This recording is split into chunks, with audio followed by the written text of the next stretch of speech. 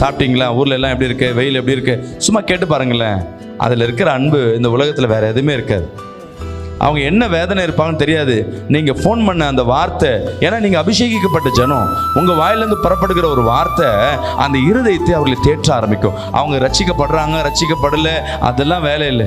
கர்த்தர் சொல்றார், சிறுமைப்பட்டவன் மேல் கண்ணோக்குகிறவன் பாக்கியவான். இந்த காரியம் பாக்கியவான் பாக்கியவதியா மாறுவதற்கு இந்த எலிஜிபிலிட்டி ஈஸியா எடுத்துடலாம். ஒவ்வொரு காரியம் பாக்கியவான் மாறுறது ரொம்ப கஷ்டமா இருக்கும். ஆனா இது ஈஸியான காரியம். அல்லேலூயா.